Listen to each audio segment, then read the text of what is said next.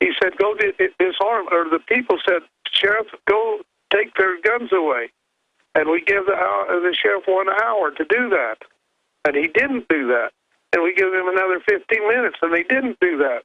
And we give him another 5 minutes, and he didn't do that. And we had asked the media to bring this information back. Tell us what the sheriff is doing, and what is the sheriff taking those arms back. And we asked that he take those arms back, which is about 3 miles away, well, about 5 miles away from where we were, and bring those arms and put them under the flags where we were all congregated. And he didn't do that. They did not do that. The media did not give us a report. We had 1,000 people there, and 50, 60 horses up on the hill, and nothing was said about the cattle. This whole thing was not about cattle. It was about the people's rights and their liberty and their freedom, and they was mad about the First Amendment rights only in these little pig pens. I understand the cattle were basically like taking the flag back, and that's... The cattle hadn't been talked about all day, and then people started to say, "What about the cattle?" And they was ready to go, and so I said, "Go get them." And when I said, "Go get them," it was those horses went running off the hills and the flags, and the people, got in like 300 cars. It looked like a John Wayne movie meets V for Vendetta. I got to say, I literally was in ecstasy because I was so worried about everybody getting shot and a war breaking out. And when the feds backed off, I got really happy. And I want to be friends with those feds, and I want them to become Americans again. And I think they did when they stood down. I think sanity prevailed. And I know they felt bad having to retreat, but Americans have been retreating in the face of the globalists for so long. We've been retreating. We're tired of getting pissed on. We're not going to do it no more. And those people were ready. And, I guess I have to take the blame or the credit, however you want to do. I did say, go do it. And we didn't order them to do it. Each individual had made that decision. And some stayed. I feel sorry for the ones that didn't go. But the ones that did went and faced that army with guns, and they went right up to their face, knowing they could get shot any second. And they went up there, and they forced the United States government to get the hell out of our state. And they did. They left in a hurry. Well, if what you've done is... go ahead. Well, one thing that didn't get done, the sheriff still didn't do his job. He still has a job to do. He should have took those guns as those guys run, but they didn't. Well, I want to talk about that now because it's so alien to people to hear you say, we don't want these armed BLM. It'd be one thing if they had a few armed police BLM for any type of crisis or problems that happened, and if they behave like police. But when they're in military outfits, and those guys are clearly military people, in fact, a lot of them look like mercenaries. They don't look like BLM. They look like real special forces operators. I know them when I see them on both sides. And when you see that and that they're ready to kill people, fresh back from Afghanistan, just 10 years ago, no one would put up with roving paramilitary federal police, more of them than there are people. And that bicyclist nearby that didn't stop and they shot him in the back a few weeks ago, and the aggressiveness of them, yeah, absolutely. I mean, we don't want roving federal goons. If the Austin Police Department acted like these people, I'd say disband the Austin Police Department. Well, sure. And let me talk a little Constitution here. We, the people, have elected our county sheriff, and we give him part of our sovereignty to take care of some legal things. And what he's supposed to take care of is he's supposed to take care of our life, liberty, and property. Now, that authority has never been given to any of those federal officers. If there's a problem, say down in the park, if there's a problem, they need to call the county sheriff and let them come and take care of it. They don't need to think they can take care of it. They're working as like a guest. They're like a Boy Scout. They're supposed to be helping people, serving people, and being there for people, not to be carrying their guns and being this great authority. If there's that need, every county in the United States. There's like 3,100 of them. Every county has a county sheriff, and that's why we elected him and paid him to take care of those problems. No, I hear you. I'm just so pro-gun. Unless they totally disband the BLM out west, it's dangerous. You need guns. I mean, do you think the park rangers should be able to have guns then? No. Why do they need guns? I don't need a gun on my ranch. I go over all of the areas and play the park ranger. I've never needed a gun ever in my whole life. Neither has any of my cowboys. Not one of us ever needed a gun. If we needed a gun, we'd call the county sheriff. Say, hey, we need some help out here. That's what the park rangers should do, and that's what the BLM should do, and that's what the Fish and Wildlife should do, and that's what the even the FBI should do. They don't have no arresting power or anything. If they have a problem, call the sheriff and have him take care of their problem. Help them with them. They're there to serve. Only to serve we the people, not to shoot us. Well, I know this. They claim that BLM only has 200 armed officers total. There's a major arms race in the federal government. And I looked at those guys they brought in, and I happen to know they use U.S. military on the border in regular clothes because I've got family that has run operations on the border and in Mexico. And I'll guarantee you, most of those so-called BLM guys that were out there were not even BLM. They were probably Joint Task Force 6 or 7 out of Texas. If I had to guess, those were U.S. Army. If that is the case, what do you say to that? That sounds pretty treasonous to me. Well, I don't see much difference in BLM than the United States Army coming after we, the people of America, and we, the people of the state of Nevada. Paramilitary is paramilitary. I know that both of us against the Constitution in the United States. One sense, does any United States bureaucracy have a right to come against we the people or have arms? I don't see anything like that. They can carry arms as individuals, but when they're in their uniform and at their job, they should not have a gun with them. Only person with a uniform and a job would be our county sheriffs and their deputies. They're the only people that should be carrying guns here in America.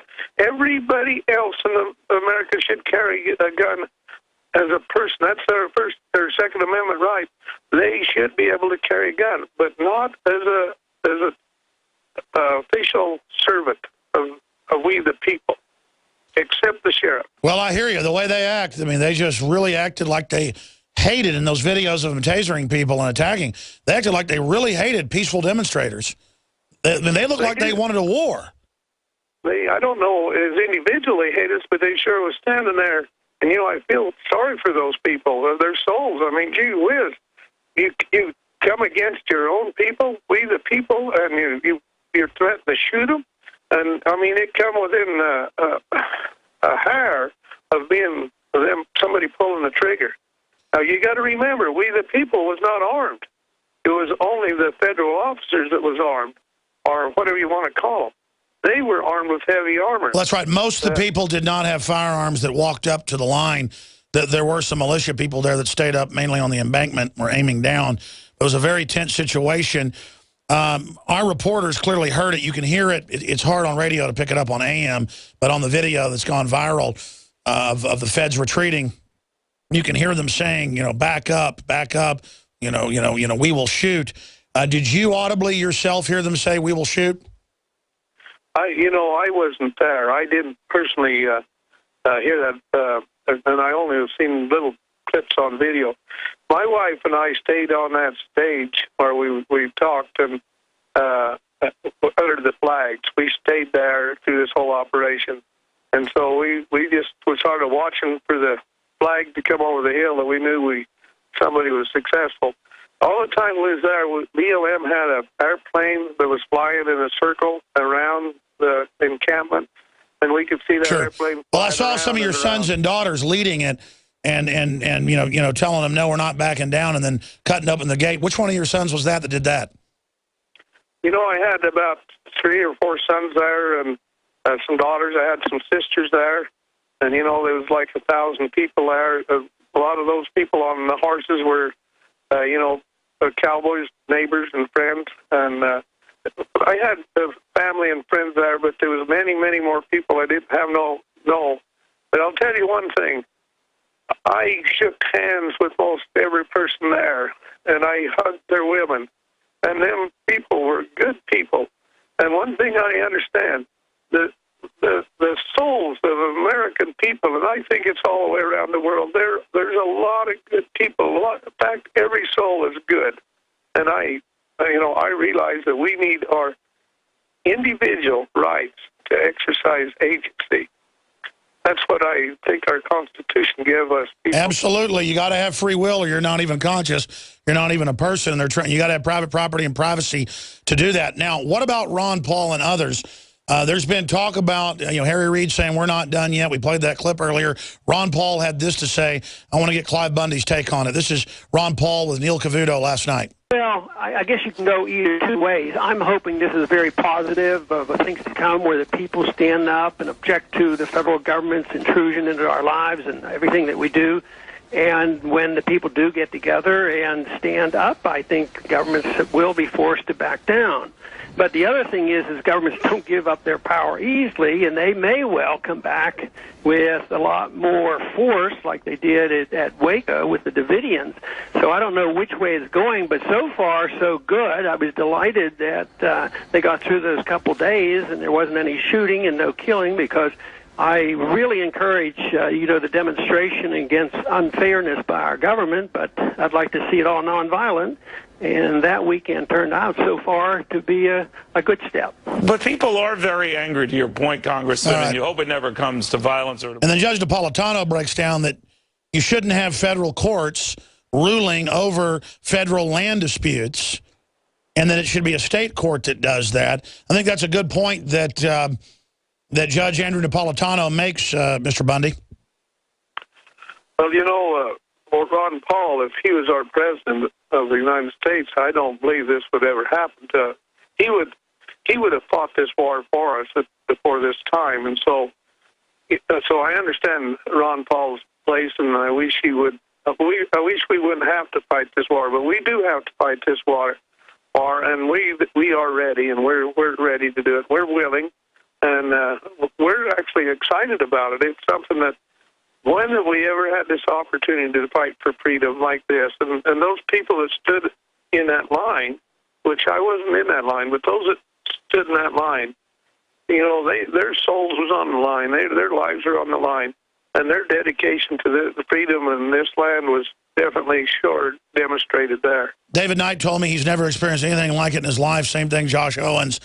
It is really putting yourself on the line for true human freedom that opens up your heart, opens up your soul. It's what makes you more alive, and you cross those barriers. Every time I've risked my life covering a story or dealing with death threats or any of it, every time I just commit and go through the fear, the world opens up, discernment opens up. You're right when you say it's spiritual, Clive. It is.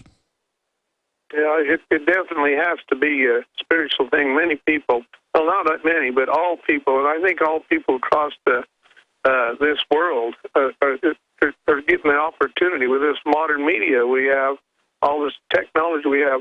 They're getting the opportunity to feel this, and I think that they will respond positively. Does your gut tell you that the feds are coming back after you? Obviously they'll come back legally at you, but what does your gut tell you? When Harry Reid, have you seen the video of him smiling with that demonic smile? No, but, I did too. I actually seen that somebody's made a video in here, they've got him. But no, I'm not afraid. I've got right here in my hand just here for them. I don't know what, about 4 or 5 certified letters from the government, so I'm sure their lawyers have been excited. I haven't even opened them. So, yeah, no, I don't think they're going to come after us soon. I think we, the public, are going to rally and continue on pushing forth to de-harm these people, and encouraging our county sheriffs to de-harm United States bureaucracies. And there's a lot of bureaucracies, not just BLM and Park Service. I want to do 5 more minutes with you on the other side, then we'll let you go to talk specifically constitutionally about the role of the sheriff that Sheriff Mack talks about so much and other key points. So we'll put some bookends on this straight ahead with Cliven Bundy, the patriarch of what is probably going to become known as the flashpoint of the next American Revolution. My gut tells me this is very important, just what happened. We'll be right back. Stay with us. We're on the